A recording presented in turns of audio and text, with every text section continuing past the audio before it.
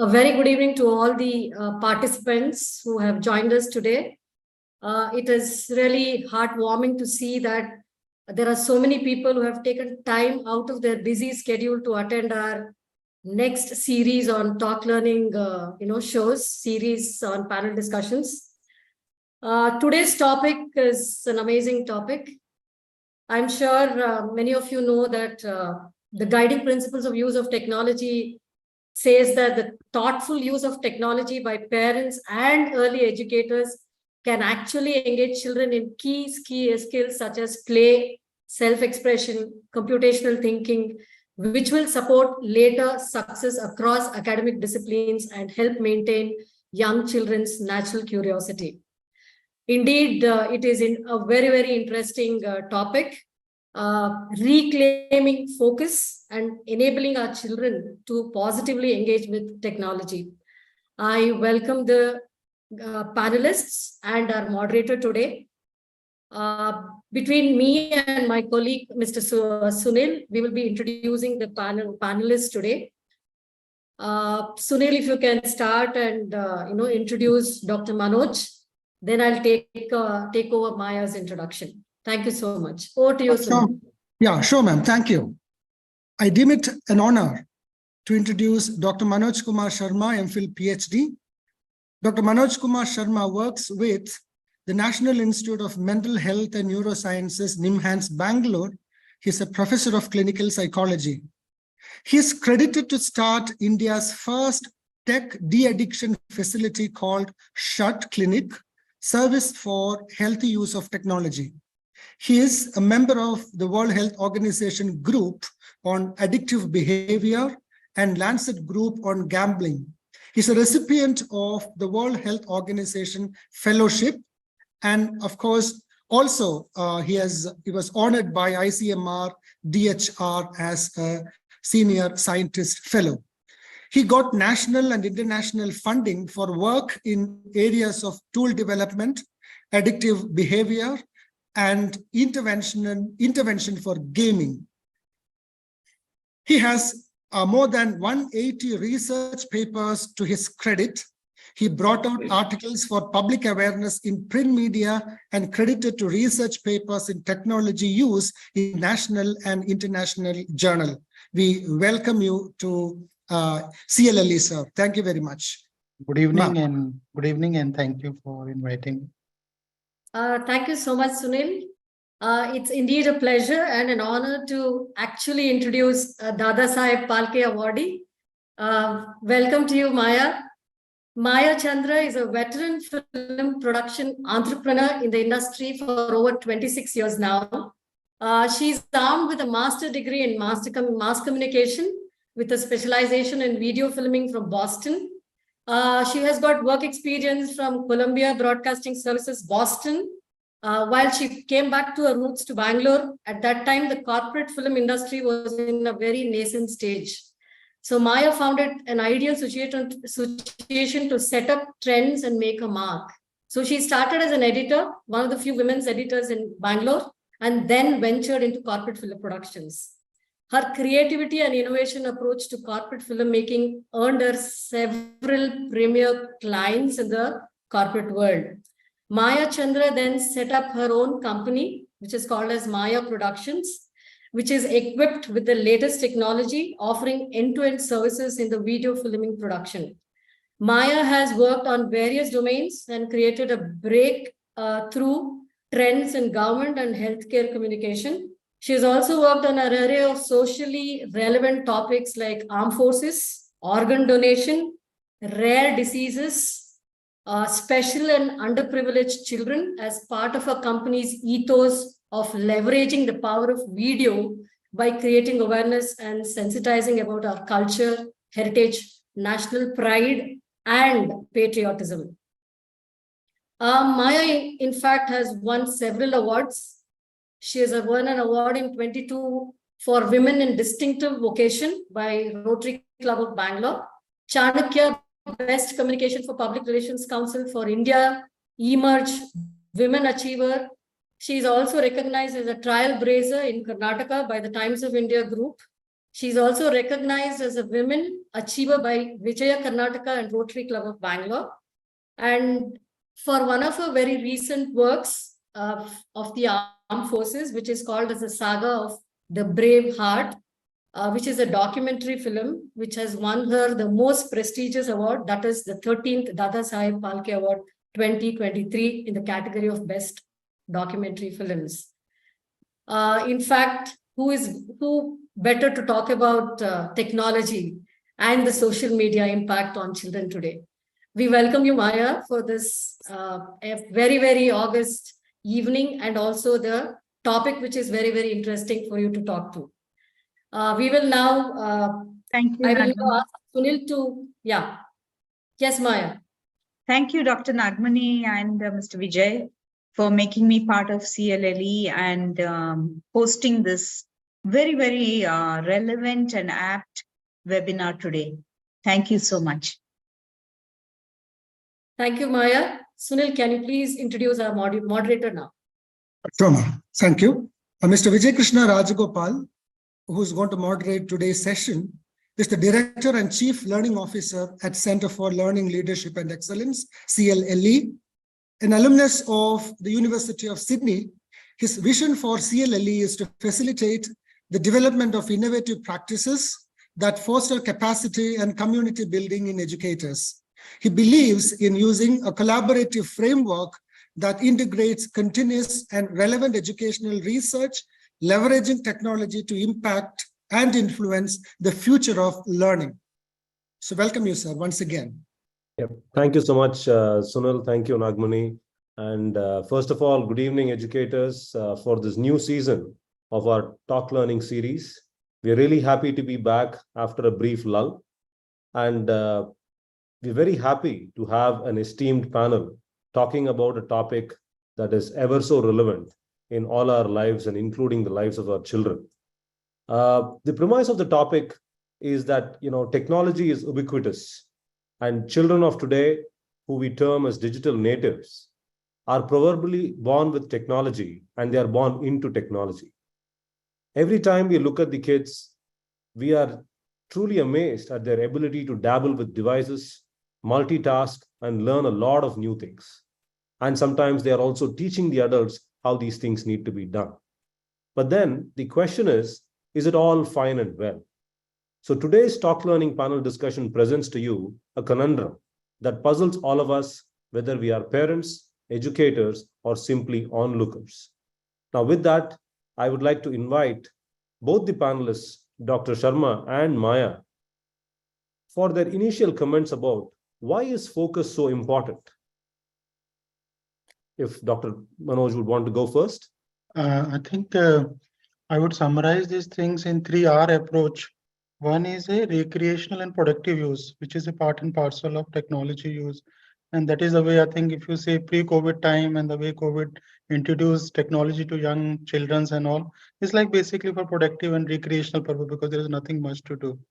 Then the second R comes when this recreational use become recurrent use, where that problematic use, addictive use, then the problems start coming up that I'm not able to be without technology. Child is finding it difficult to be without technology. Child is showing behavioral symptoms secondary to taking away the technology devices and all, and how to help. Or sometimes then the blame game comes. Parents feel that somewhere they went wrong in their parenting, because today's culture is working parents, so they feel if one of them would have been at home, things would have been different for the child. So this kind of guilt feeling they also carries, and that disturb the family environment. And that way it brings, rather than bringing cohesiveness in the family, it brings more isolation. Everybody become isolated in their own stress space. And then isolation again open up the window for technology use. Then technology becomes a platform for coping. And that's why it becomes recurrent. So we move from recreational to recurrent. But the overall theme of this today's talk is from recurrent to responsible use. What are the pathways? I think that is going to be the crux where I think we can have a discussions and I can present my perspective also. So these are the three more broad domains where I thought we can summarize I can summarize my discussions. Sure, Doctor. Thank you so much. Maya, your inputs on why is focus so important, considering what Dr. Manoj has just told us. Yeah. Good evening to all the educators, and it's a brilliant array of educators that I see here. And I think we all have understood, and we are all seeing in our day-to-day lives how technology has invaded our children, our parents, and ourselves also. So I think it's high time that we, instead of sitting down and always discussing about, oh, this is happening, that is happening, I think the right step has been taken by CLLE to create the first step of awareness in terms of responsible use of digital gadgets around us, and a sense of creating a sense of awareness about what can happen if responsible usage cannot be inculcated in our children, permeating down to educators as well as the parents. Being on the content creation side, in the filmmaking side, and having seen a lot of youngsters use of technology and the way they are using technology, I think it's a step in the right direction that we all should put our arms together, put our hands together, heads together, to create a sense of positive and responsible and purposeful use of technology in our day-to-day lives. Technology cannot be avoided.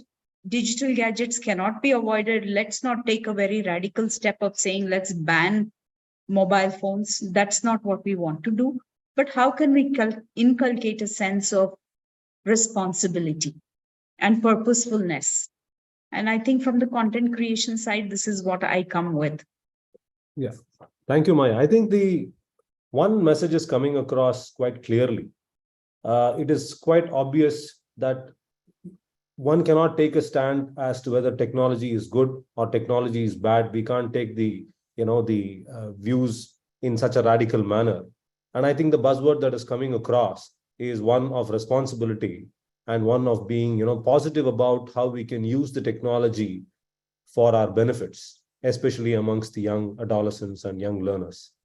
Doctor, I just wanted to seek your response here. In your experience, especially at the Shut Clinic, why do you think multitasking is bad? I mean, we know that these kids, even when they are with their gadgets, if they are supposed to be attending to academic work, you often see that children are listening to music or they are doing multiple things simultaneously. So in your experience at the Shut Clinic, do you think multitasking is bad, or do you think that we need to take a different view of multitasking itself?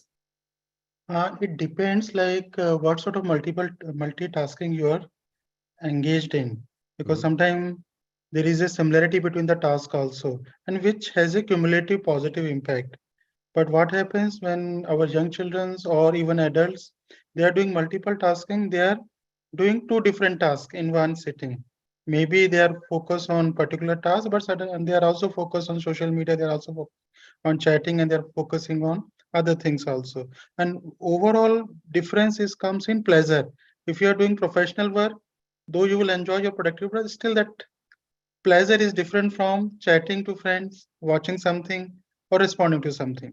So when these kind of things are seen in one of the studies, though we don't have many empirical studies, but we have found that when children is engaged in multiple tasking, though it is a brain can do multiple tasking, which is not a denial fact.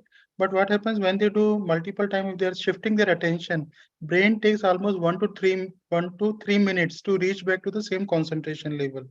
So what happens? Our young children also say that they are with the screen, they are with the academics, but the memory retention is not good. They're not able to do as much as they used to do earlier. The parents also complain. My child was 80 grade, 80 percentile, 90 percentile, but now he's getting 50 because he's into too many activity. Because that way, multiple tasking didn't have much positive cumulative effect. It has brought more distraction. It has brought more decreased focus attention. If that is happening, and that may be the reason that they are not, though they are intelligent, I think I found most of our children who are seeking help, they're quite intelligent. They just need one orientation to plan their activities, and they can excel in any work and all. But I think that orientation is not happening. And somewhere child also realized that I have this problem because of my multiple tasking, because I'm not able to concentrate.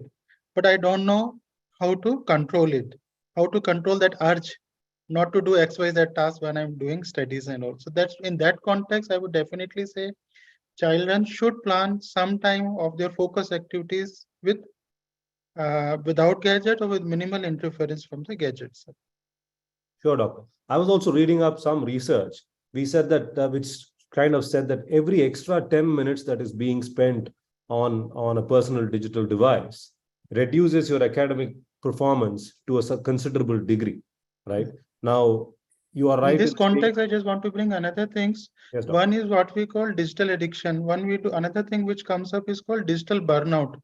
Digital burnout is a common phenomenon which may be affecting the children, which may be affecting the adults, because we are all into the screen 24/7. And when we are looking at the screen in a focused manner, it brings dryness of eyes, it brings eye strain, it brings fatigueness, it brings pain in the fingers, text, and overall fatigueness. When this fatigueness comes out, it brings exhaustiveness. And this exhaustiveness again affects the cognitive functions, it again affects the motivation to excel, and which again decrease the productivity also. So sometimes it may not be, I think, children or young adults are suffering from addiction, but they may be having burnout. And that's why which I think we can discuss later on, that's why the implication come for digital hygiene also. Because till now we used to talk about sleep hygiene in mental health setting, how to improve your sleep.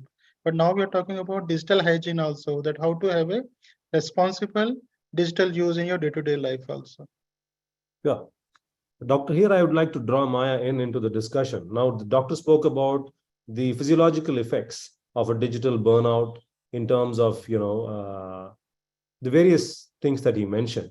Now, we know for a fact that media houses or even individuals who are producing social media content are ensuring that the content is far more immersive. And we will get back to the discussion about why such immersive content is almost irresistible for its consumers. We will get to that discussion in a bit. But what I wanted to ask you, Maya, is from the experience that you have with media production, do you think that this kind of loss of focus and this addiction that we are so talking about is also leading to anxiety issues? One is the physiological aspects, but is it also leading to some sort of anxiety or mental anxiety in its consumers, in the students? Yeah, definitely you would see a kind of a mental anxiety, which is maybe characteristically very different. And Dr. Sharma would agree with me, because there is this tendency to manufacture content, to create content, and to put it up on social media handles, and then expect a like or a follow or the entire anxiety goes whether the society, whether my friend circle, whether my followers have liked what I have put up, and whether there is a comment. I mean, there's a constant anxiety. So you tend to keep on looking into your gadgets or into your social media pages in terms of what is the response from my followers? What is the response from my friends? So this is an anxiety that builds up. We never put content and just keep quiet. This is a very interesting thing of the youngsters also. Even on Instagram, there is a constant struggle to put up content. I wouldn't say struggle, but there's a constant obsession with putting up content and expecting people to follow you, like you, observe you, put a comment, and the interaction. If it's an anxiety, it's also a way of them interacting with their friends also. This is what is typically what I see among the young users of the internet, and also as adults also. I think most of us put up content and we love it when that thing pops up and says you got a like, and we just tend, wherever we are, we tend to open and we tend to see it, isn't it? Absolutely. So that kind of affinity is very high, and that is a type of an anxiety, isn't it? Very true. No, I think we, in our discussion with both Dr. and Maya, before we could start this webinar, we had a brief round of discussion about these things. And Doctor very rightly said, some of these are coping mechanisms that children come out with. And there are so many reasons, societal reasons, environment in the home that is contributing to such isolation on the part of the youngsters. But before we get to that, Doctor, I just wanted you to speak a bit for the benefit of all of us here. why is it so difficult, especially for adolescents, to stay away from this trend that Maya was just alluding to? This incessant desire in them to constantly look out for whether there is a like, whether somebody has commented about their post, this feeling of being ratified, right? Why is it so strong in adults, and especially why is it so strong in the adolescents and the youngsters? I mean, is there neurosciences behind all of these things? I think it will basically goes with the learning principle only, because what children and young adults are learning is the social media or any online platforms helps them to improve their self-esteem. Self-esteem, when it goes, like they get likes, they get approval, or sometimes they get support also. Support mean, like you might have seen, like people keep changing their status also, because they want the other people to know what is happening with them. And in case other people are quite sensitive, they will also talk to them that anything wrong that you have put a particular status and all, or if they put some positive status, they will say what is positive is happening. That's a way to get attention, to get validation, and to improve their self-esteem and all. So once this process become habitual, then it becomes a mechanism to get that reward through this acknowledgement, reward through the approvals and other thing. That's why I think people like nowadays even selfie and other things as a trend, because one is it's a device, it's a service of the all devices give this facility, but other way is to get those likes and all. And that's why I think people sometimes overlook the risk part. Sometimes they take selfie in a very odd positions and all, which may put them in danger also. But I think the pleasure of getting that approval and all, the pleasure to get that high self-esteem, and the high self-esteem goes with the happy hormones and dopamines, which gives them the different feeling, which doesn't come through any other platform. And since this is a easy math, this is a method where they can get all these happy hormones, dopamine, and the brain structure get strengthened. It's become more habitual, and that's why the children, and that's why the attachment comes up. Anything which is reinforcing will get attached. People will feel more attached. That's why the children feel very much disturbed whenever technology is taken away. Even adults feel different, because there is a one concept which we call nomophobia, which applies to even children and young adults. Nomophobia is no mobile fear. So I think people say it's very difficult to be without mobile phone.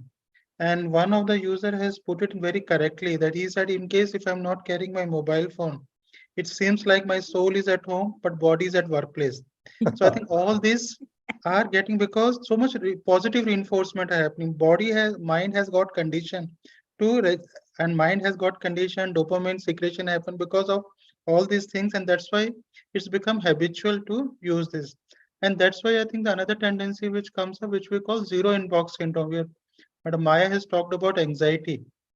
Zero inbox tendency is also a tendency to read all messages and to reply to all messages. That's why if you see, most of the people use social media at night time and they keep responding till they get the sleep. So because the tendency to read everything and respond everything makes them a habitual users. Again, and that's why they feel that I have that feeling of validation easily get fulfilled through these platforms, and that's why the people become excessive user of technology. That's why if you see normally in most of our studies, we have seen we check our mobile phone 7 to 80 times in a day. If you're checking your mobile phone 7 to 80 times in a day, and every time if you're devoting minimum 2 minutes, so automatically 260 minutes goes per day, and which counts to almost into month, it's almost like 1,000 minutes goes in responding and seeing those messages only. So, and all these are part of conditioning, all these are part of happy hormone, all these are part of positive reinforcement. I mean, you're absolutely right. I mean, the issue is not just with the children. Adults are equally, fubbing around and looking at Insta Reels or YouTube Shorts. And in fact, Maya had shared this work that you had done at the Shut Clinic about the impact for people who are incessantly looking at YouTube Shorts and Insta Reels. So much so that there is a developmental delay, or there is an issue in cognition itself, is what we had read. Would you like to elaborate about that study, Doctor? Basically, I think what happened nowadays, the tendency has becomes to, again, I think that somewhere the concept is related with the delay of gratification. We want immediate gratification. And the immediate gratification, one of the expression is short reels. You watch something very attractive, feel that pleasure, and go for the second one. And that's why we want to have a cumulative pleasure in half an hour time. In half an hour time, you can have 4 or 5 reels in one go. So that is the tendency to have immediate gratification. That immediate gratification also becomes a risk factor that sometimes it may makes you impulsive, sometimes it may allow you to take hasty decision, which may not be healthy for you as well as for the society also. So soon we are going to come into a segment where we're going to talk about. Just if I could just add in there, in fact, this instant gratification thing has become a little bit of a bane for us in the industry, because now all professional work, they want it done as reels, which is not a very healthy trend when you look at a professional approach to filmmaking, you know. So they said everybody wants instant gratification. They want to sell a product in 4 seconds. I mean, that is how the YouTube works. Before you skip the ad, your product has to be sold. So this is another kind of a very different impact on companies like ours, where we are challenged for our creativity in trying to compete with these kind of reels. And it's a very significant thing that we are looking at today. Corporate films people want in 1 minute, 2 minutes, which we earlier used to do 6 minutes, 8 minutes. So this everything is a cumulative effect of these kind of reels that are going on and the instant gratification that we are all seeking. And I think somewhere it also contributes to what we call scrolling syndrome. Scrolling means now this habit has become to scroll the mobile phone for X number, because though we start with one reel, but we keep scrolling. Yes. Let me get something more pleasurable. Let me get something more, that more concept. Let me have more. That thing that used to come in some advertisement. Now it has become the reason for scrolling also, and that scrolling takes away significant hours of your productive time, because either you're for YouTube, for reels, or for any other segments, you keep scrolling, and that makes you heavy users of technology. Absolutely. I think the discussion is veering off in a lot of intelligent and interesting tangents, and I'm having to keep pace with it without scrolling. I would want to bring both of you in on 2 aspects. One is this acronym that is quite popular these days called FOMO, the fear of missing out. Why is that something that is so worrisome? Is FOMO real? Are people really worried about it? Either of you can go in first and offer your comments. Is the fear of missing out a real problem that we need to deal with? Doctor, you can get started. Yeah. So basically, it's a fear of missing out something has a implication in terms of psychological component also. One, definitely, as I said, it is also related with the need for validation. It is also to get approval, because your friends will approve you if you remains with them and if you know everything. Third, it also goes, approval also brings the concept of affiliation. You are affiliated to a particular group, but you are affiliated to your friends, because child says, I wanted to be with the mobile phone till 12 because my friends are active. I don't want to miss out any important thing, and I don't want to become an odd man out. So that's why all these 3-4 components also brings that feeling of fear of missing out something. And that is that, and all these pressures makes them to remain connected with your friends and other things till late night and until X number of hours, because they want to feel good and they want to have a positive opinions of others about them. So that's why I think there is always a mindfulness concept we always promote. I think though these things are there, but I think somewhere all of us are moving towards mindfulness, and that's why I think somewhere we can have a discussion about JOMO also. I think FOMO Vijay has brought, so I think we can discuss JOMO versus joy of missing out something. Somewhere we have to learn in the end of the lecture that we should miss out something in our daily life also. It's not important to know everything. It's not important that we should get all approvals and all, but we should have something, and whatever we have, we should feel pleased about it. Absolutely. Maya, your comments about the fear of So missing I out? feel, FOMO, I feel from my own perspective that it is more among the younger generation than among the adult users of technology or digital media. Because I feel the youngsters are, like Dr. Sharma said, looking a lot at validation, looking a lot of attention seeking, a lot of love, care, affection that they're missing out at the home fronts or at the schools where they are. And to beat that loneliness that they're facing, I think they're looking a lot at being validated on that. And there is this definite fear of missing out among them. But I think more in the adult community, there is a different level of anxiety, which we discussed that later. So I think the FOMO, I don't know if we adults really face it, at least in my own usage and my team's usage. I think we don't face a real FOMO. If we post something and we don't get any response for it or anything, I don't think there's a real fear of missing out. But among the youngsters, I feel it is quite real. But I think what happens even with technology use, we plan our technology use, like even if you are very productive. So, but I think there is always a rationalization that I have been productive throughout the day. Let me spend some time with the social media, or let me spend some time with the online platforms in my evening time. This is my time. This is my night time. So sometimes if you see binge watching, binge use of online platforms happen post 10 p.m. only, and it goes till you get a sleep and all. So sometimes there, I think even adults also do feel that they keeps, even if they are on busy on online platform, they keeps responding till they get the sleep and all. So somewhere that is the feeling of getting validated or to get connected with their groups and all. But I think there, I think then automatically the concept comes is not almost one thing, but even we are adults are suffering from what we call binge watching. A lot of web series and all they do watch, and that has an impact on their sleep and other things. Very true. And that is especially true when all of these OTT platforms have made it that much more easier for people to continue to binge watch. Even if you watched an entire series, within a few seconds, the next, not even the series, the next, new thing that is out there pops up and you end up continuing to watch that. And I think social media and the OTT platforms have also understood the phenomenon of binge watching quite well, that they are able to tap into the physiological responses of humans in their intent to keep on getting that pleasure, like you rightly said, doctor. Now, somewhere that concept of thrill and novelty also comes in binge watching, because some people boast out that we have watched all the episode of a series, and that's a different feeling. They're telling them, because sometimes we inquire what time you went to the bed, they say 3 a.m. Then what you are doing till 3 a.m. I finish all the episodes of a series, and that's an achievement feeling. Or somewhere that feel that I finished this series. Now I can move to the next one. So the thrill and novelty also mediate that excessive use, and which again has a connection with the brain reward system and the dopamine and all those things. Very true.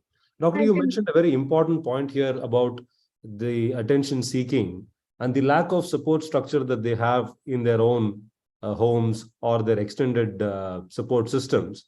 How do you, as educators, and predominantly the audience today is has educators, school leaders, institutional leaders. How do educators deal with this problem of not enough attention being paid to these kids, which is leading them to all these kinds of pursuits, including a loss of focus when they are at school? Is there any specific advice that you would want to give to the educators in this regard? I think what we can do for educator is to facilitate a mechanism to build up communication. Educator can communicate to the children's, and they can also facilitate in various parent-teacher meetings on the communication within the family context. Because what is lacking is lack of communication is leading to judgmental attitude, because nobody understands each other. This is a fixed advice comes up. If there is a more communication, it will leads to more non-judgmental acceptance of why my child is into the technology. And more communication will also allow the educator as well as the family to understand, is there something else in the family? Because sometimes technology use may be an iceberg, which generally we find, but it has a plethora of other issues which we have never addressed. Plethora of issues are, child feels that I am not given attention.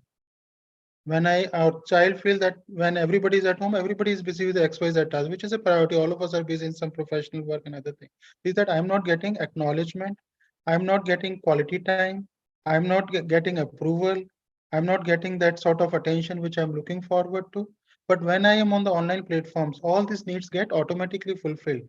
and within a short span of time. So automatically you see there's a difference. So all families are good families, but somewhere it get overlook all these aspects and which bring isolation. That's why I think there is a phenomena called hikokomori in Japanese. This is a term called hikokomori, refers to social isolation. Social isolation in 90s and all we used to discuss in relation to psychiatric disorder, that because of psychiatric condition, people become socially isolated. But nowadays, because there is no lack of communication, even communication happen with judgmental attitude. Because child feel even if I'm using technology or mobile phone around 10 minutes more, my parents keeps labeling me I'm an addict. My teachers doesn't understand me that I'm a healthy user of technology. If they are labeling me with addicted user, then why should not I use it excessively? So they develop that rejection, they develop that aggression, and that aggression get converted into excessive use of technology. And sometimes because and some children, these are the common reason that plethora, but some children are very impulsive by nature. Some children have ADHD kind of issues. For them also technology provide a stimulating platform, and that stimulation allow them to you have it more use of technology. So sometimes we have to understand that do we have to manage child ADHD and impulsivity rather than technology, because technology can be managed with advice, but other comorbid issues need more attention. Sure. And that's why I think there is another phenomena which comes up more seen in young children and adults, what we call phantom vibration syndrome. Phantom vibration is a pseudo vibration of mobile phone. Sometimes all of us experience that phone is vibrating, but when you check, there is no vibration, there is no notification. But this is a expectancy in the mind. This is a conditioning that my phone is vibrating, and that leads to repeated check of the mobile phone. Quite common in young children because they have a peer pressure, but even in adults also it's quite common that something is happening. But that also happens, and that is again a feeling that so many people are there, something would have come. The expectancy is that somebody will definitely like to connect to me. So all these things are the plethora of reasons which we have to see. And I would again say technology, because what we found most of the survey, addictive use is only 1 to 3%. Majority are problematic users. And these problematic users have number of significant psychological issues, which has to be seen, recognized in family context, which has to be seen, recognized in educational settings also. I think you're talking of syndromes that we have never heard of, but we've experienced nonetheless. Thank you, Doctor. I think at the end of this panel discussions, there are going to be some people who are going to disown their mobile phones and personal, devices, hopefully. On that note, Doctor and Maya, I was just thinking about what you just said. Now, the message is loud and clear as far as schools, educators, and leaders are concerned, that there has to be an increased awareness in them about the realities of tech use. And that is the first step, is what I would presume. And the next is to create those channels of communication, at least in the institutions of learning, where we are making an attempt to understand these kids. Would that be a right approach, Doctor? Because we cannot guarantee that these channels of communication are going to be available in their respective homes. Of course, educators, teachers, leaders can try to rationalize it with the parents, but there is no guarantee that it's going to happen. What would your take on that be? But I think even if this happens, it will be a good decision to build up that awareness. Because even once in a month, once in 3 months, if some sort of discussion happen with the children's, and if the children's get attention to understand their problems and all, I think it will create a milestone. And especially what I found, like especially when we interact with primary school, primary grades students and all, if you give them the strong message, they are the good motivator for parents also to control their technology use, because they obey teachers, and they whatever teacher says is the right message. So I think that communication makes a lot of difference. And even if it brings change in 1 or 2 children, 3 or 4 children, but it would become a network. Then the 2-3 children will motivate others, and then it will become I think then whole public, our community mental health can be enhanced, more community awareness can be enhanced. I think that's a wonderful suggestion, Doctor. I sincerely hope that educators in today's panel discussion are making notes and thinking about implementing it in their own classrooms and indeed their institutions of learning. And When I started, Vijay, when I started my service, I started keeping my cards and poster in all these mobile shops also around Nimhans. I thought most of the young children goes there only. At least if one of them even look at my poster for 1 minute, at least somewhere it will affect their cognition and they may make a mind to change their technology use. no, I think you should have a poster on Amazon's website also, Dr. Make, where they're buying the mobile phones. Yeah, that's I think Uh, rather than them looking at your card, I think we need to go to the places where these are happening. I think the time has come now that we need to interfere. That's in a more positive manner and stay put at schools and colleges and create a first step, the sense of awareness. How do you spot the child who's already, on an excessive use of technology or digital gadget? With the first step. Okay, there are so many signs and symptoms as you have mentioned, and educators, I think, need to find that symptoms in their children. And the next step, of course, a very, very large step that we need to take is to educate the parents. Most important thing is how can parents find more time, quality time for their children? How can they be together? At least be together for one meal. I might sound very, very conventional, old fashioned, but eating a meal together has its happy hormone syndrome, isn't it? So that is what I think the aim and this entire focus should be. How can they spend quality time together? Whether even if you're sitting in a restaurant, can you find quality time eating together, being together, making a quality conversation with your children, which is a very, very important aspect in the parenting today. And we see that everywhere we go, the first thing that is done is the mobiles are taken out and the children are busy with their mobile phones while the adults are talking among themselves. So this is where I think, the first step of awareness. Everybody probably knows what they're doing is wrong, but it's important for them to understand what they're doing is wrong. And can we now take a step back and look at and introspect about this and change the way we are going forward? Yeah, sure, Maya. I think the objective of the Talk Learning series, especially this topic, is also for people to understand the ramifications of such actions being taken on their part. And I am reminded of this term that I just read about when I was researching about this topic, to be able to ask questions to the two of you. This term called fubbing. Apparently, it is phone plus snubbing, which is exactly what Maya was talking, right? I mean, the possibility that all of us take out our mobile phones even when we are out for a dinner apparently has effects that affect the relationship between individuals, be it in a family or be it in a social setting. So is that something that we need to worry about, Doctor? definitely. I think it's more or less is a concept of extension of attachment only. I think since you're so much attached to one particular device, the people who are present to you, who are around you, doesn't carry that sort of significance to you. And you feel that though I can avoid people in offline, but I can't avoid my ongoing online communication. I can't say no to online communication channels, and that for the time being I don't want to be active on online thing. But I can easily avoid, and he feels, and that's a concept called what we use as like cognitive errors and all. We can rationalize why I am with the mobile phone, why I'm not attending the group, because they feel that is something important happening. But I think, as I'm saying, that even if we, until unless there is a professional reason, we can always delay certain tasks and pay attention to whatever is happening in real life situation. And I think what generally happens, and that's why I think if you find, whether you take a walk, whether you do anything, people are not attentive to each other. They're more busy with the mobile phone, they're more busy with other things. So that way we are losing that social connection. We are losing that reciprocation, that we are losing that bonding between the people, among the people. And if that continues, I think what would be the long-term consequence and what will long-term change in the society needs further validation and research. So again, coming back to the discussion about what educators can do, and using this platform for all of us to think about a problem that is clear and present.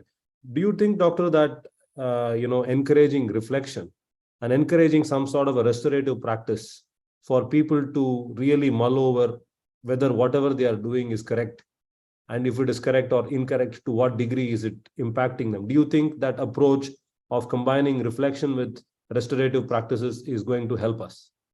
Definitely, I think, and it has to be taken at mass level, because I think some platforms should come up, or some opportunity should come up where they can be, it can be facilitated in terms of reflection and restorative practices. If that comes even for sometime in a week, sometime in a month, will have a definitely long-term impact. And that's why I think the overall focus goes on life skill training, because life skill is to develop your skills in a better way so that you can manage your situations in a more effective manner rather than using technology. As well, if you're using technology, you can use them in a more effective and efficient way. Yeah, I think you've given us a lot to mull over, especially as educators. When we look at the ambit of life skills, we are conditioned to look at life skills in a particular way.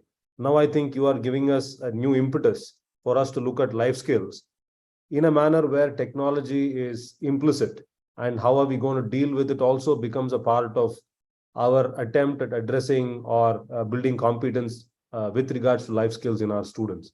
And I think that's a brilliant point that educators must think about.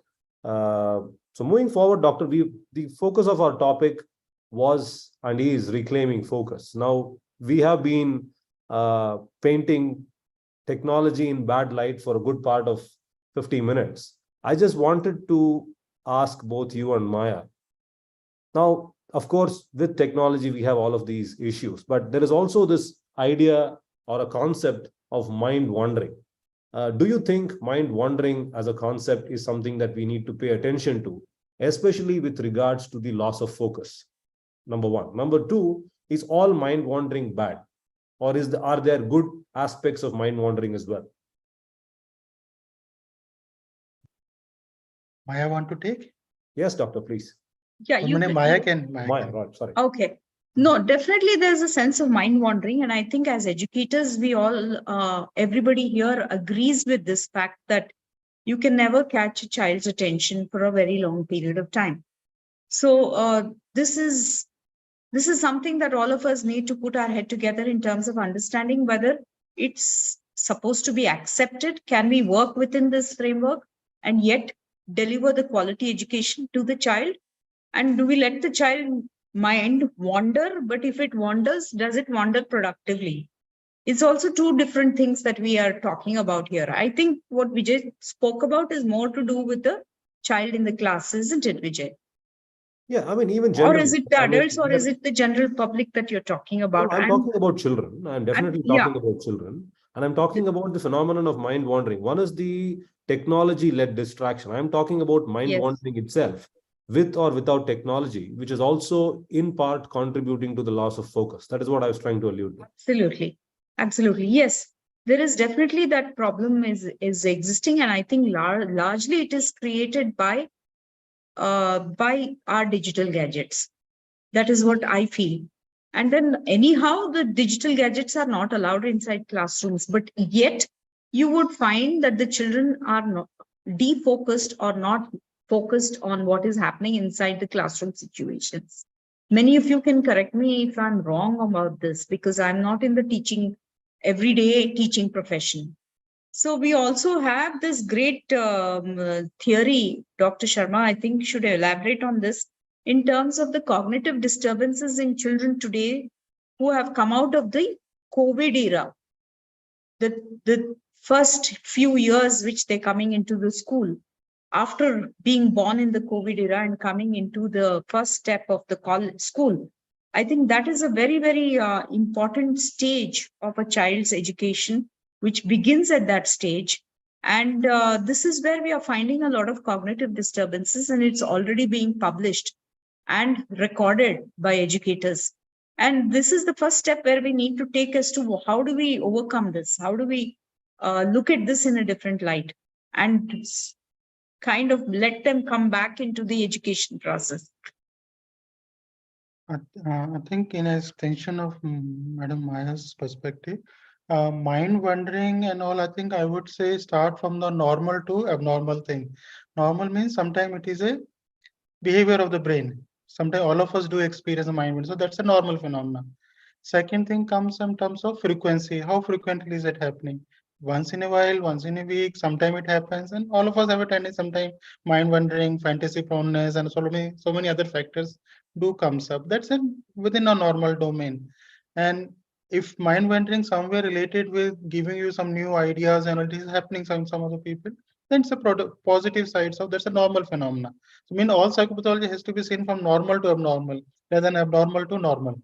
So I think first we have to see, is it a normal behavior? So I would say in some situation, some context, it will be normal behavior.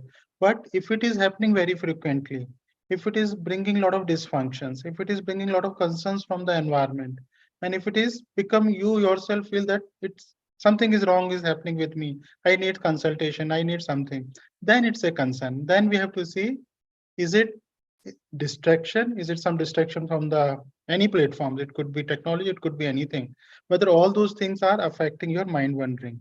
In mind wandering, I think that's more in psychology. If you use the term, this is what we call cyber loafing. Cyber loafing is like a you remain start with particular focus task and then you wander into some XYZ task and then you don't know what is your happened to your primary task, which you started your desktop and other thing.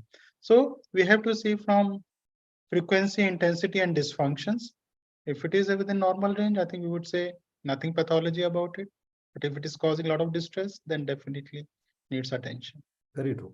No, I think this topic is also quite difficult to grapple because very often it transcends into understanding psychology in depth for us to be able to relate and do something about it. So in that regard, we are pretty fortunate to have Dr. Sharma explain to us the dynamics and the psychology behind why certain things are happening the way they are. Doctor, with that, I move to my next question, which is something that we had discussed in the past as well. Now, all of us use these digital devices, but the digital device makers and the app developers also seem to recognize that they have some sort of a responsibility when it comes to helping people keep tabs on their usage, right? So you have these on the iOS platform, you have a focus mode. You have a lot of third-party apps like Freedom, Stay Focused, etc., that are aimed at helping you achieve some degree of digital minimalism. Now, I know we spoke about it, but for the benefit of all our audience today, between these app-based tools for achieving self-regulation and the actual process of building competence in individuals with regards to them being able to self-regulate, how would you want to help us address that challenge? I think for any health-related behavior, there is always remaining agent of change. Whether agent of change can come in the forms of internal control or external control. Sometimes people seek help because they feel there is a pressure from environment, that's why they are seeking help. Sometimes people have their own genuine reason to seek help also, and both the reasons have different outcomes and all. But when we comes to app developers and this kind of apps are available, definitely I would say they have a positive advantage because they guide the people in a particular manner to regulate their technology use also. But I think over the time, what happens, we all of us are by nature hedonistics. We look for pleasure and we look for short-term solutions. So rather than working on individual control, enhancing our internal control, that is a long process because whatever we have discussed, it will take months together. But what we generally, because of hedonism, we go for short-term solutions. In that way, they feel that which is the best app, which is the best things which can provide us XYZ guidance. But I think overall what happens, even all these apps provide guidance, but all the apps also has a focus that they will help you to improve your internal control only. So it means somewhere you have to work with internal control only, but we are looking for an agent to facilitate it. In that way, these apps have advantages.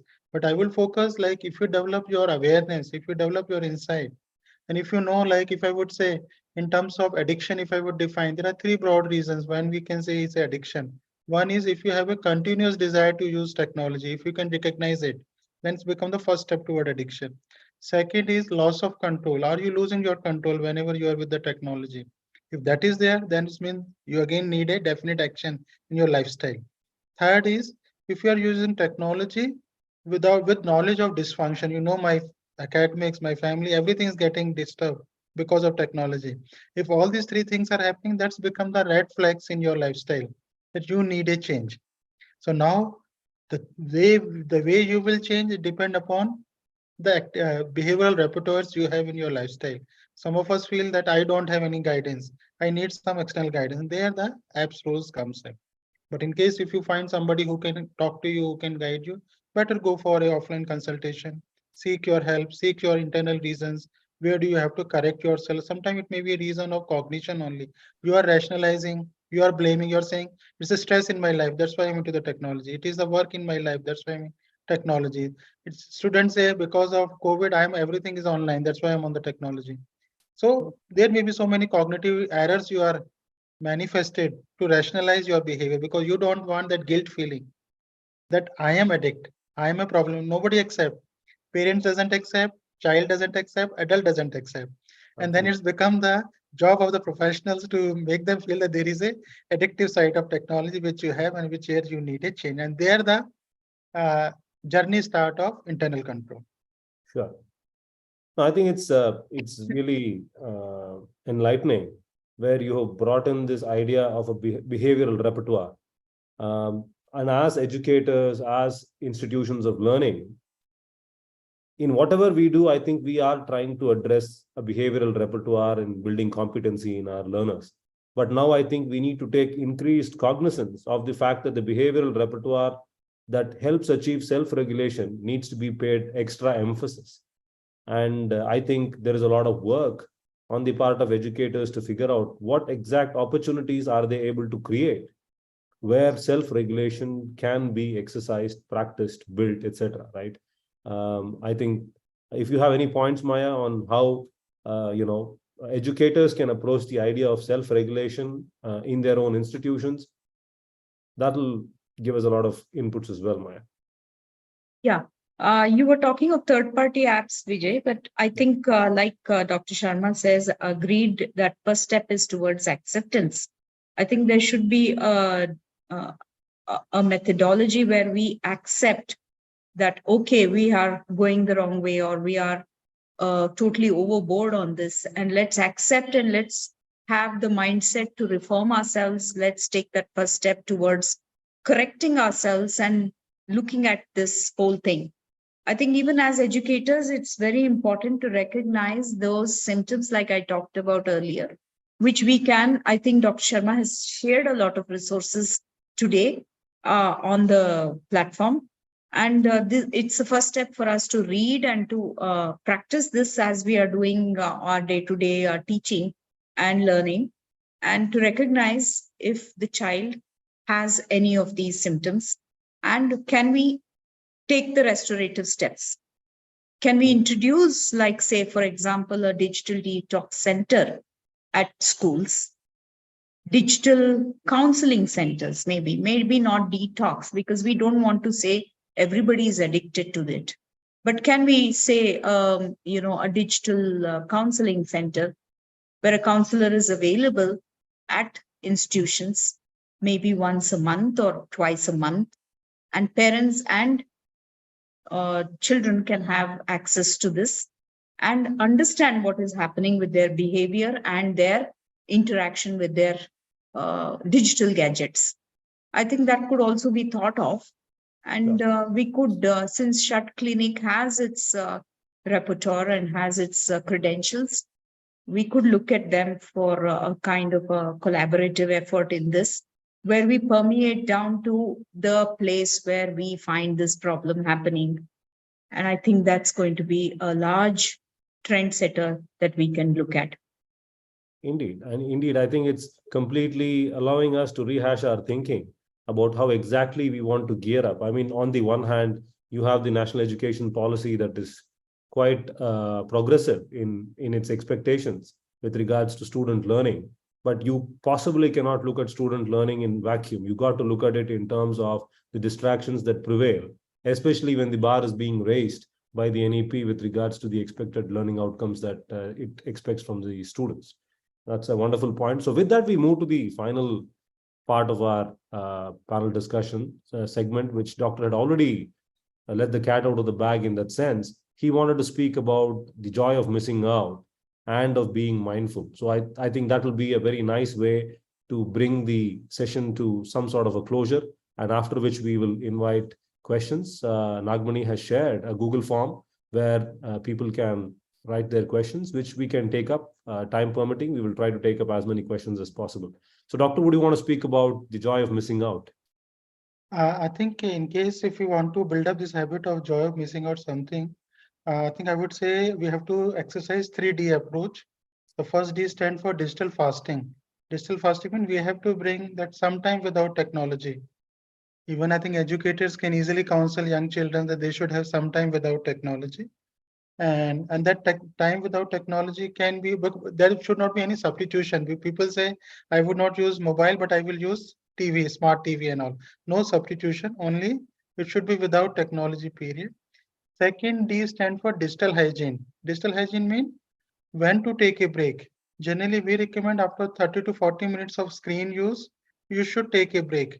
Break can include blinking your eyes 10 times, which can relax your eyes, moving head forward, backward 5 times each, right, left 5 times each, and moving your both wrists clockwise, anti-clockwise 5 times each. This 4-step exercise can easily help young children and adults to overcome that physical exhaustion or the digital burnout.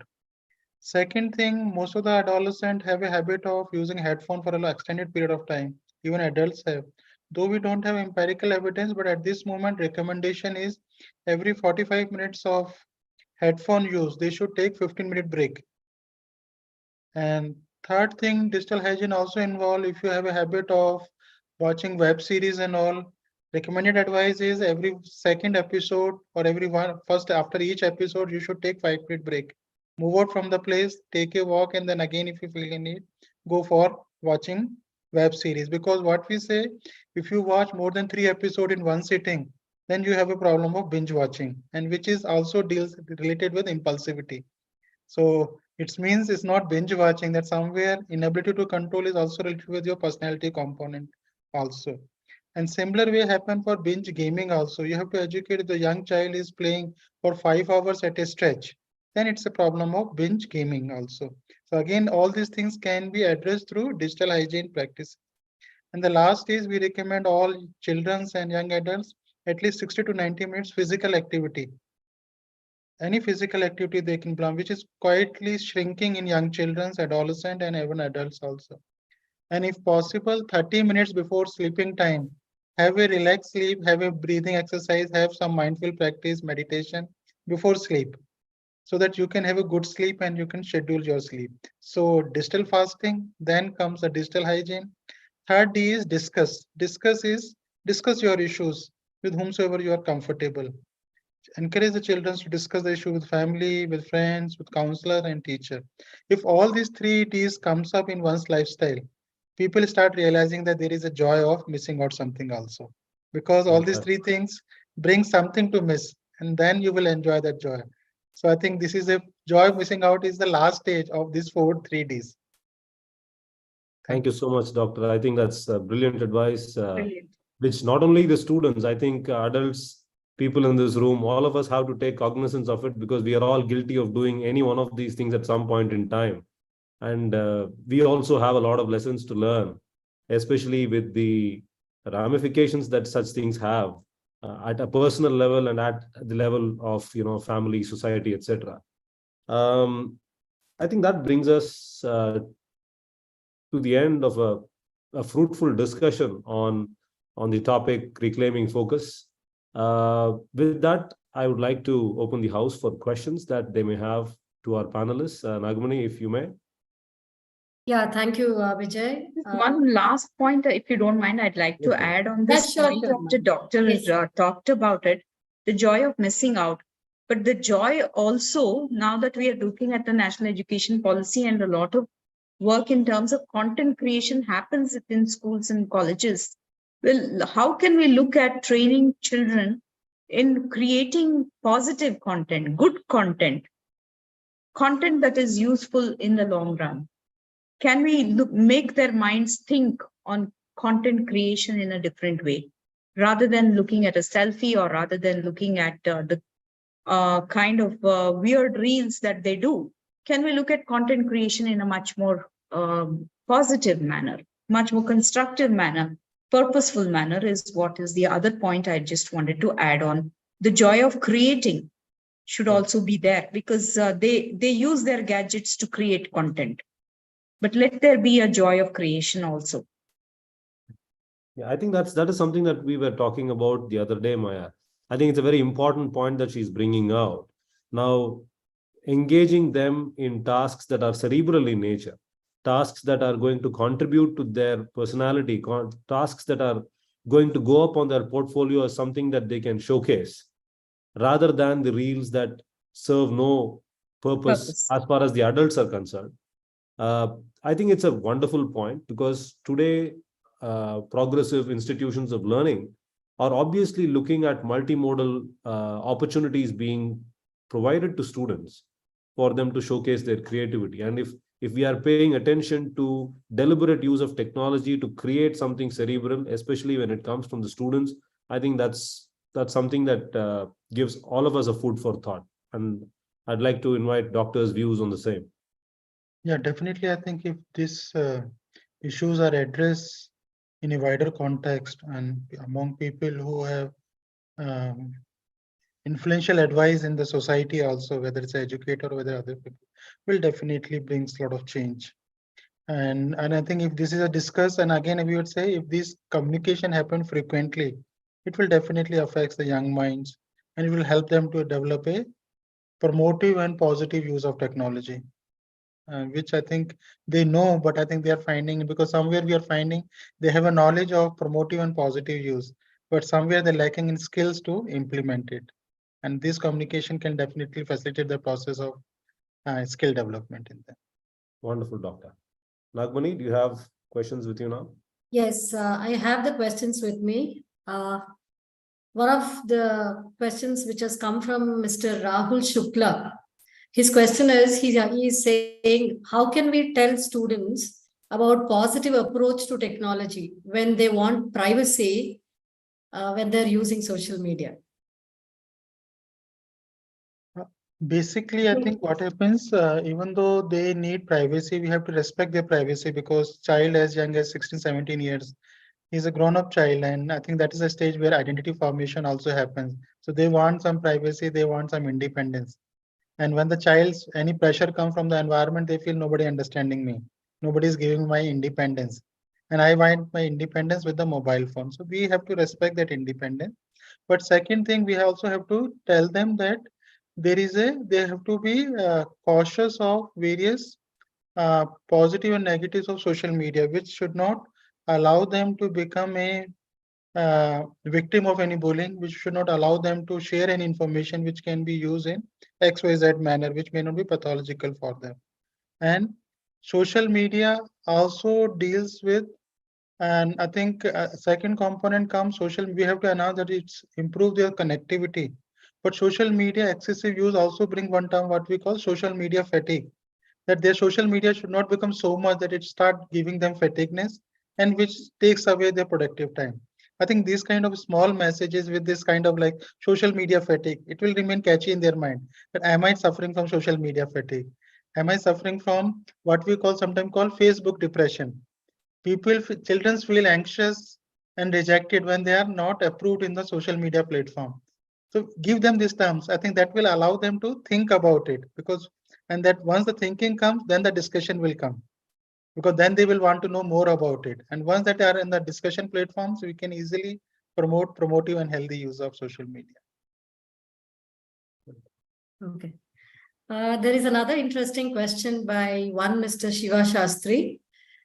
The average attention span of kids is said to be around 8 minutes. Since we cannot avoid technology, how can we use technology to correct this problem? I think rather than using technology, as we are saying, technology may have some means to improve their their attention span. But I think better we look for some offline approaches because there are a lot of things like to enhance attention. Like simple task is what we recommend to most young children is grain sorting task. Grain sorting means brings 100 pieces of 5 grains, ask them to sort it out 1 grain at one trial and record that time and give them a target. Next time they should sort it out the grains in a minimum time. If this sort of or latter cancellation, or maybe other techniques where, or sometimes some puzzles and all, family can discuss with them. So if these kind of activities come in family context, child attention, focus attention will definitely show significant improvement. Okay. Doctor. There is another question by Mausami Chatterjee. Is multitasking good for a child's progress? Multiple tasking definitely depend upon the choice of task, the task he or she is doing. If all the tasks have a similarity, like XYZ task, if both of them build up similarity, then they will have a cumulative impact on improving their focus attention, improving their visomotor coordination, improving their other brain functions and all. But if they are doing multiple tasks, but all the tasks require different sort of attention, all the tasks have different sort of attractiveness and other thing, then definitely they will interfere with each other and will reduce the efficiency of cognitive functions. So choose the task and use them. But I think sometimes bringing multiple tasks also bring fatigue in the child, because one parent came that I structured my whole child schedule from 8 to 10. How can he become gaming addicts? Because what they did, they brought so many tasks for the child. Child became bored and he said, I need my time also. So I think parents should be very cautious in bringing multiple task advising. Wherever it's possible, allow them, but focus on one task in one hand. Doctor, in this context of multitasking, I think you had also mentioned in our discussions offline that the concept of cognitive load is something that needs to be understood by adults. Yes. Would you want to elaborate on that, Doctor? That's also I'm saying because we brings too many tasks for the child, or we are engaging child into, because that pressure is there, because child likes to be approved by you. Child likes good evaluation of him in the family as well as in other setting also. And that way the expectancy also brings a lot of yes for the child from the child side, that I can do this task, I can do this task also. In that way, what is happening, he is not having his leisure time. He's doing XYZ task to get pleasure, to get approval from others, and that brings the cognitive load on the child. And sometimes the load becomes too much that he start feeling fatigueness, because he can't process so many information in one setting. And that fatigueness brings decreased productivity, and decreased productivity decrease the self-efficacy of the child. And where parents doesn't provide that support, parent doesn't understand, they feel that he has some problem, again they would go to the XYZ professional to improve his or her cognitive function, whereas they could have done some simple tasks, reduce the burden, reduce the expectancy, allow him to grow at his own pace. I mean, the advice looks quite simple, but I Yeah. think a lot of thinking has to go behind, Yeah. as adults, for us to figure out what we want for our own children. Thank you, Yeah, Doctor. I think a very simple task that all of us have been now reading about is the concept of silence. Silence of the mind, silence of the body, silence of the soul. Okay, where we can stay silent for exactly, can we start with 2 minutes and keep escalating? Where this is something that builds the mind, something that makes you a stronger person. This is a concept of silence that's now been propagated for all these things that the cognitive load is taking up, isn't it? So this is, I think, another thing that we should look at in education, in the classrooms, where can we remain silent for just 1 minute and then start increasing that thing to about 2 minutes or 3 minutes, and then see the change, what happens in you, isn't it? So that is also something that is very simple to practice, doesn't require any gadgets, doesn't require anything, and also builds focus in the children. And I think sometimes like storytelling and all to young children, I think more or less it has become the talk of the past. Because children nowadays more into the YouTube before they go to the sleep. Absolutely. But storytelling is a technique to improve their imaginativeness. It is also improved to think in a different way. What we want to achieve through multiple tasking, I think storytelling can also give them abstraction. It can also give them the focus, different focus. But that is not happening. So again, technology has come to have the good sleep for them, or technology has become to structure their free time. So there, I think technology has a negative impact. And as we all know that many of the practitioners today, the alternative health practitioners are advising keeping away from all gadgets for at least a minimum of 1 hour before going to sleep, keeping away from all screen time, keeping away from everything for a minimum of 1 hour, and focusing on something like a reading activity, talking activity, interactivity, breathing exercises. So these are all very, very simple things that we need to get back into the system, get back into children, get back and be practical. We as adults and we as parents, I think, are the role models. If we start practicing that, they probably will look at it and they will also go along with us. And in this direction, I also want to highlight the fact that technology has become as important as any other physiological needs. Like people can sacrifice food, people can be without food, without intimacy and other thing, but they can't be without technology. They want technology 24/7. So Yeah. it means all the other needs has become secondary to technology use. And sometimes child also said, if I have a network, good network, I can be without parent. Parent can have their own time, but let me with the technology only. So I think somewhere we have to prioritize. There are other good things in the real life also, which we should practice and promote. So true. Yes. I think with what Maya was saying, I just wanted to add a point here that there is this wonderful TED book on the art of stillness written by Pico Iyer. I think it's a worth read for all educators on how you can practice stillness and how you can be a little more mindful. And I think once we understand what mindfulness is all about, I think we are better equipped to talk about mindfulness to our students as well. Ragmani? Yes, there is another interesting question by Miss Divya. At a time when hybrid learning, flipped learning, tech infusion in education are encouraged, how can educators ensure that students reclaim focus? Who should be more responsible here? Teacher, students, or parents? I think it's a responsibility of all the three stakeholders. All the three. And basic thing is to promote offline resilient based activity, because what we happening till now, we were talking about psychological resilience. Psychological resilience happens in children, psychological resilience happen among adults, and psychological resilience happen among other situation also. But now the context has come where we have to talk about digital resilience also. The digital devices will be there, but we have to evolve our mechanism to have the best use of them across situations so that we can enjoy our offline life also, and we can be very much productive and efficient with the technology also. So overall concept we have to build up is digital resilience. Technology will be there and we are in the evolving phase.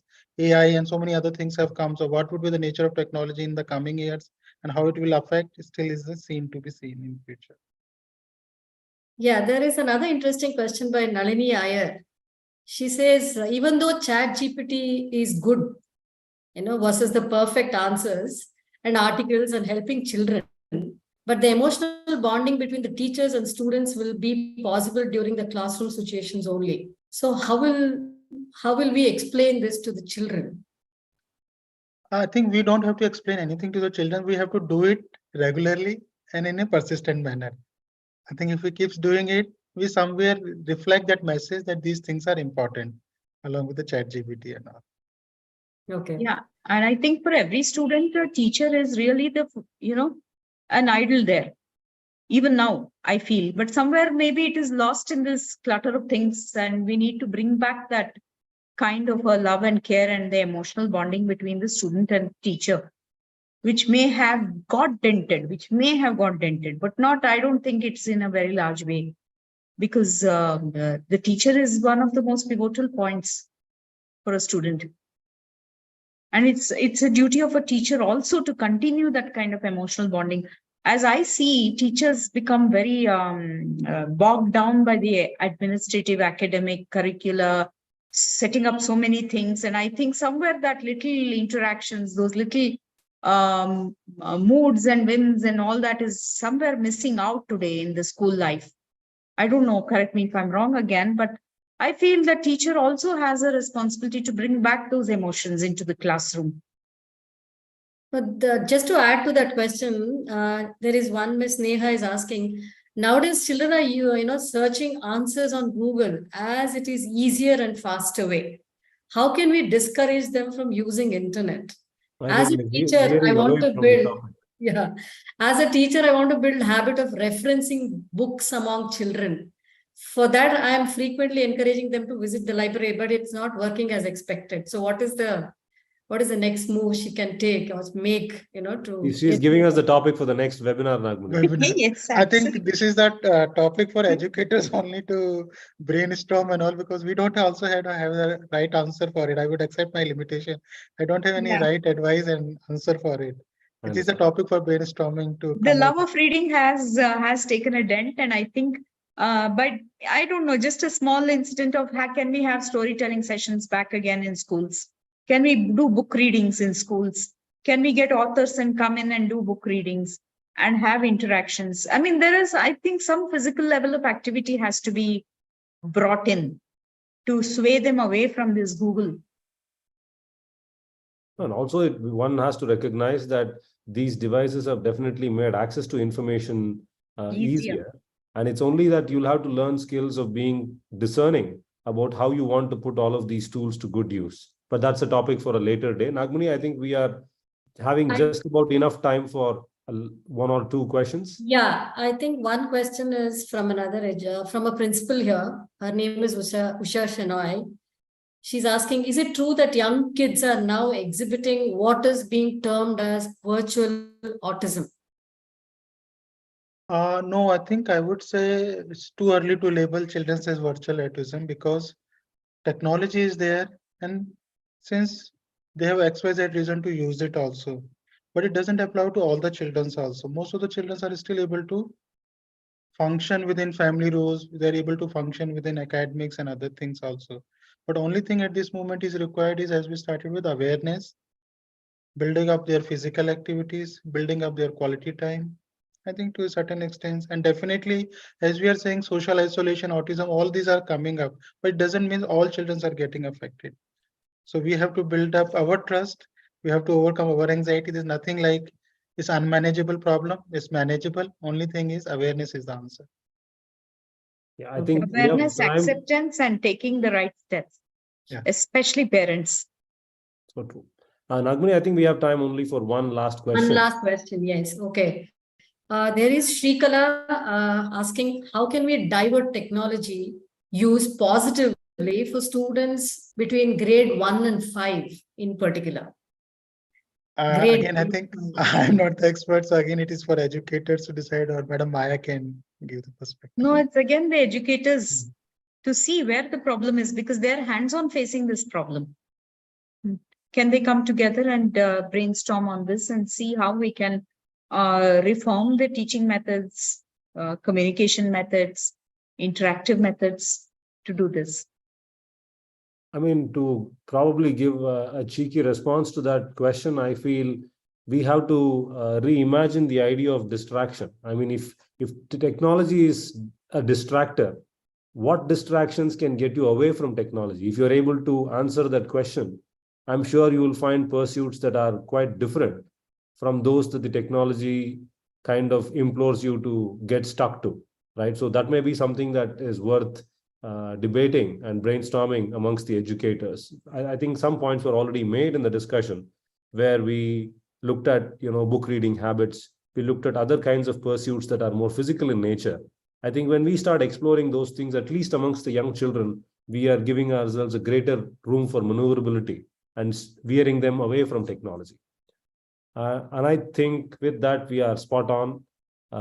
Thank you, Dr. Sharma. Thank you, Maya, for such an invigorating discussion on a topic that is ever present. And by the way, you have put it across, all of us will have to be quite worried about how it is going to take an avatar like a Hydra. But as educators, I think the expectation is quite clear that there are a lot of things that we can do in our institutions.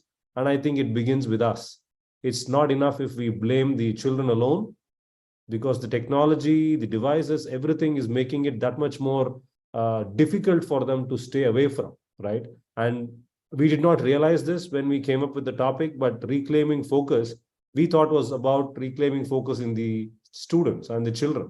But I think we also need to reclaim our focus as educators in figuring out what exactly we need to prioritize in our own institutions of learning by looking at a plethora of factors that are affecting it, including society, including family. And I think by looking at the number of people who have been a part of this discussion, everybody has stuck by to listen to the last word. And I thank all the participants today for finding time on a Saturday evening, even though it was a 1.5 hour long session. I thank you all for being patient and staying with us until we meet next time with another interesting topic from CLLE. Thank you all so much. Thank you. Thank you. Thank you so much. Thank you all. Good Thank evening. you.